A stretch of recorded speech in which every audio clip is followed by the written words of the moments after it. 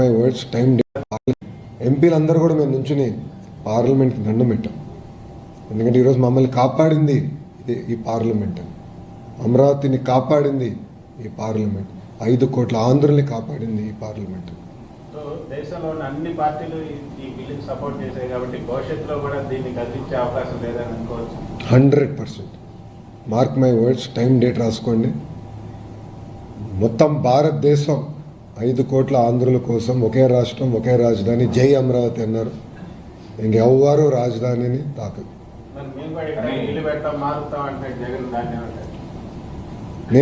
నాకు డౌట్ వచ్చింది, నేను ప్రెస్ మీట్ పెడితే నేనే కష్టపడ్డాను, నేనే బిల్ తీసుకొచ్చాను పార్లమెంట్కి చెప్తాడేమో అనుకున్నా. ఎందుకంటే క్రెడిట్ చోరీ డిసార్డర్ ఉందండి, అదొక జబ్బండి ఆయనకి.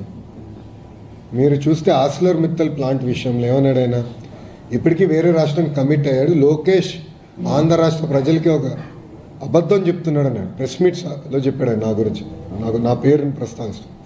అదే వ్యక్తి కరెక్ట్గా ఫౌండేషన్ తర్వాత నేనే మాట్లాడాను డావోస్లో, నేనే తీసుకొచ్చానంటే ఇంకేమన్నాలండి ఆయన్ని. సో ఆయన ఇంకా అధికారంలోకి రాడు, ఎందుకంటే ప్రజలు అన్నీ గమనిస్తున్నారు. గతంలో అంటే ఒక్క ఛాన్స్ అని ఆయన కోరారు, ఓకే చూద్దామని ప్రజలు ఇచ్చారు. దానివల్ల ప్రజలు ఎంత ఇబ్బంది పడ్డారో ప్రజలే స్వయంగా చూశారు. ఎన్ని దాడులు జరిగినాయి, ఎన్ని దొంగ కేసులు పెట్టారో ప్రజలే అనుభవించారు. సో ప్రజలు కూడా అప్రమత్తంగా ఉన్నారు. ఎస్, కంటిన్యూటీ ఆఫ్ గవర్నమెంట్ కూడా చాలా అవసరం. మీరు గుజరాత్ చూడండి, ఒకే పార్టీకి చెందిన ప్రభుత్వం అధికారంలో ఉంది కనుకనే గుజరాత్ ఈరోజు ఇంత అభివృద్ధి చెందింది. ఒరిస్సాలో కూడా గతంలో అదే జరిగింది. ఇప్పుడు ఆంధ్ర రాష్ట్రానికి కూడా ప్రభుత్వ కొనసాగింపు అనేది చాలా చాలా అవసరం. ఇప్పుడు మీరు చూడండి, 22 నెలలు 21 మంత్స్ 21 నెల 21 మంత్స్ ఎన్ని పరిశ్రమలు తీసుకొచ్చాడు. ఎవరిని ఊహించారు? ఇక్కడ ఉందా మనం ఎవరన్నా ఊహించామా? కాగ్నిసెంట్, గూగుల్, టీసీఎస్, ఇప్పుడు ఇన్ఫోసిస్ వస్తుంది, సోలార్ సెల్ మ్యానుఫ్యాక్చరింగ్ కంపెనీలు తీసుకొచ్చాం, ఏసీలు తయారు చేసే కంపెనీలు తీసుకొచ్చాం, one of India's largest steel plant తీసుకొచ్చాం, ఇంకా కొన్ని రాబోతున్నాయి. ఎవరిని ఊహించామా? కానీ ఎన్ని ఎందుకు వస్తున్నాయంటే ఒక బ్రాండ్ ఉంది, ఆ బ్రాండ్ బాబు.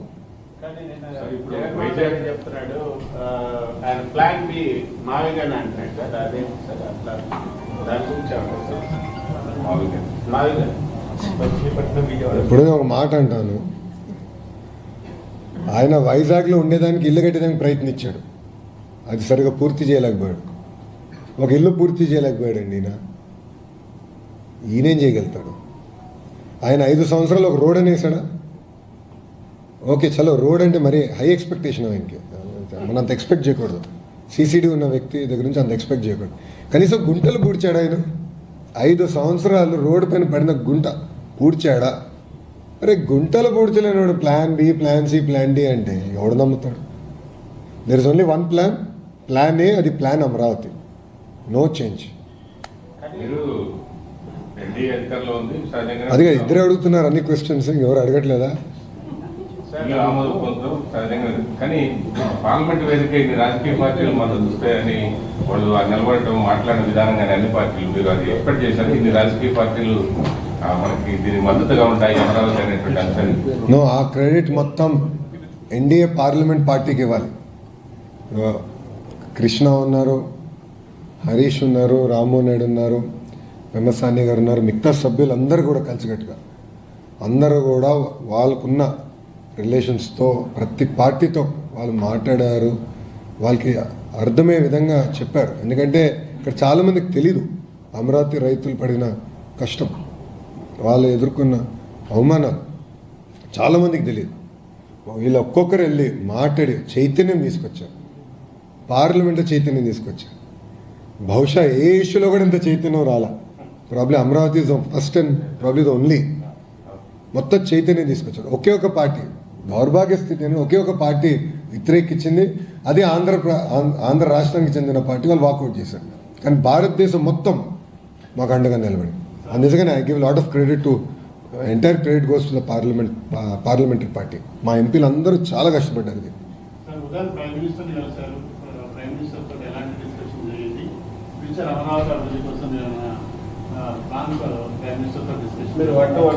మీరు ఎక్స్పెక్టేషన్స్ బాగా పెంచుతారు సార్. నేను ఒకటే చెప్పా గౌరవ ప్రధానమంత్రి గారు, సార్ ఈరోజు అమరావతి రైతులు హాయిగా పడుకోగలుగుతున్నారు. మీ కృషి వల్ల మీరు మమ్మల్ని ఇట్లా ప్రోత్సహించారు కనుక మేము అన్నీ బిల్ క్లియర్ చేసి అన్నీ చేయగలిగాం. దానికి 5 కోట్ల ఆంధ్రుల తరపున మా హృదయపూర్వక ధన్యవాదాలు తెలుపడం జరిగింది.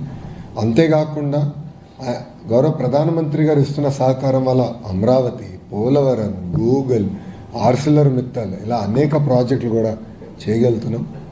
అంటే ఆయన ఒకటే అన్నారు, వ్యక్తులు శాశ్వతం కాదు, అధికారం శాశ్వతం కాదు, కానీ వ్యవస్థ శాశ్వతం. ఆ వ్యవస్థని మనం ముందరికి పటిష్టంగా తీసుకెళ్ళాలి. మారుతున్నప్పుడు వ్యవస్థలు దెబ్బతింటే దేశం దెబ్బతింటుంది, అది కరెక్ట్ కాదు అని చాలా స్పష్టంగా చెప్తాను జరిగింది. నేను గౌరవ ప్రధానమంత్రి గారు కూడా చెప్పాను, భోగాపురం ఎయిర్పోర్ట్ పనులన్నీ కూడా పూర్తవుతున్నాయి. ఓపెనింగ్కి గౌరవ ప్రధానమంత్రి గారు వస్తే బాగుంటున్నా, తప్పనిసరిగా వస్తానని కూడా ఆయన చెప్తాను జరిగింది. సో ప్రధానమంత్రి గారు కూడా మమ్మల్ని అందరూ ఎంపీలందరూ కూడా ఆయన ఈరోజు కలిశారు, మా అందరితో ఫోటో కూడా దిగారు. ఆయన వస్తాం కూడా మీరు అందరు ఇప్పుడు హ్యాపీగా ఉన్నారా అన్నారు. అప్పుడు మా రామ్మోహన్ నాయుడు గారు, సార్ ఆంధ్ర రాష్ట్ర ప్రజలు, అమరావతి రైతులు సంతోషంగా ఉన్నారని చెప్తాం జరిగింది ఆయనకి. సో ఇది నిజంగా ఆయన సార్ కూడా ఫెల్ట్ వెరీ వెరీ బాండింగ్ బాగా పెరిగినట్టుంది సార్. ఏదో ఎక్కడో కరెక్ట్ ఎందుకో అప్పుడు 2.5 గంటలు ఇచ్చారు, ఇప్పుడు మాట్లాడతాం. ప్రధానమంత్రి గారికి ఆంధ్ర రాష్ట్రాన్ని ముందలు తీసుకెళ్లాలని కోరుకున్నాం. ఎందుకంటే ప్రధానమంత్రి గారు 2014లో ఆనాటి గుజరాత్ ముఖ్యమంత్రిగా ఉన్నప్పుడు ప్రచారానికి వచ్చినప్పుడు బిడ్డని బతికిచ్చారు, తల్లి చనిపోయిందన్నారు. ఆయన అది ఇప్పుడు కూడా గుర్తుపెట్టుకున్నారు. సో ఆంధ్ర రాష్ట్రాన్ని ఆదుకోవాలి, ఆంధ్ర రాష్ట్రాన్ని సొంత కాల్పని నిలబడే వరకు వాళ్ళని ప్రోత్సహించాలి. ఆయన ఒక మాట కూడా అన్నారు, బాబు టెక్నాలజీలో వెరీ గుడ్, ఆయన అనుకుంటే ఏదైనా సాధించేస్తాడు. సో మీరు మొత్తం ప్రాజెక్ట్స్ గ్రౌండ్ చేయండి, ఇవన్నీ గ్రౌండ్ చేస్తే తిరిగి మీరు దేశానికి కాంట్రిబ్యూట్ చేయగలుగుతారు ఎకనామిక్ యాక్టివిటీ ద్వారా. సో అగ్రెసివ్గా వెళ్ళండి. గతంలో నేను అమిత్ షా గారిని కలిసినప్పుడు కూడా అమిత్ షా గారు నాకు ఇదే చెప్పాను, ఈ ప్రాజెక్ట్స్ అన్ని గ్రౌండ్ చేయండి.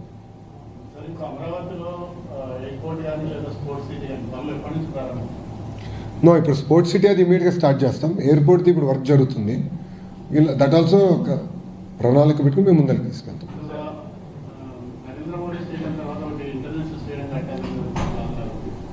Because there is only one Narendra Modi Stadium. There will be one and only. It is not possible to replicate. One and only. మేము ఒక స్టేడియం కడతాం, వరల్డ్ క్లాస్ స్టేడియం కడతాం, but there'll be one and only Narendra Modi stadium. స్టేడియంతో ఎవరు పోటీ పడలేరు.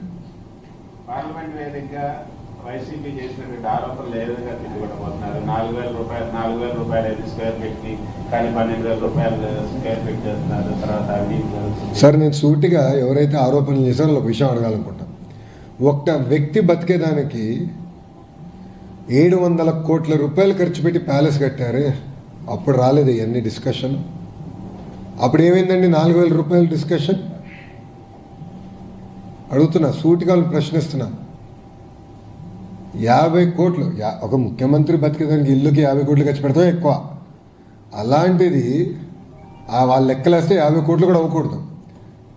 So ఒక పక్కన 500 కోట్ల రూపాయలు ఖర్చు పెట్టారు.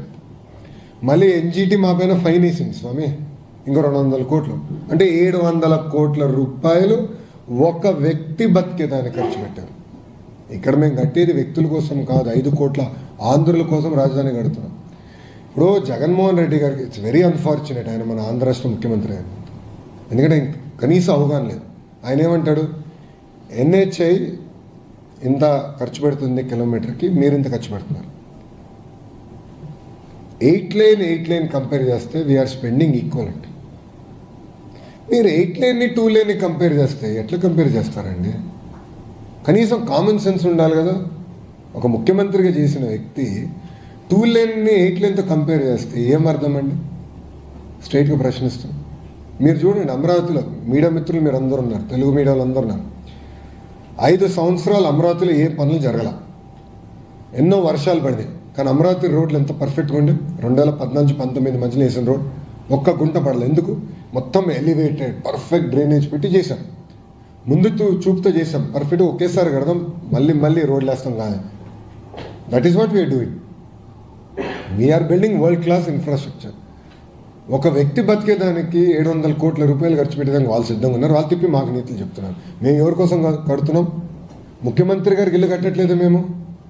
5 కోట్ల ఆంధ్రుల కోసం ప్రజా రాజధాని కడుతున్నాం. Yes, we will build a world class capital city. 30 లక్షల మంది వచ్చి ఉన్నా కూడా పర్ఫెక్ట్ రోడ్స్ ఉంటాయి.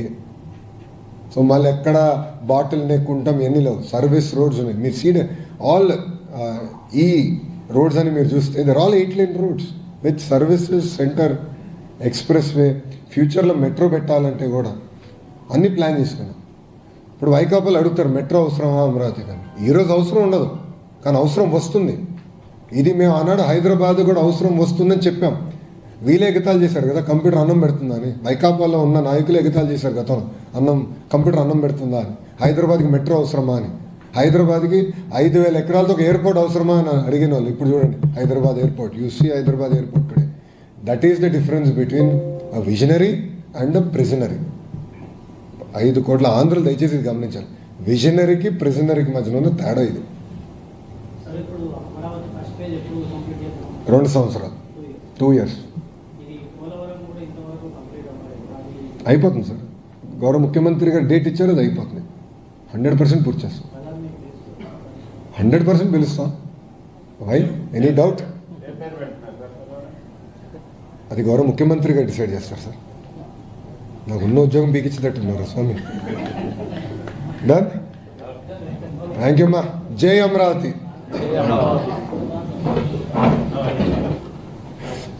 మీడియా మిత్రులందరికీ నా నమస్కారం.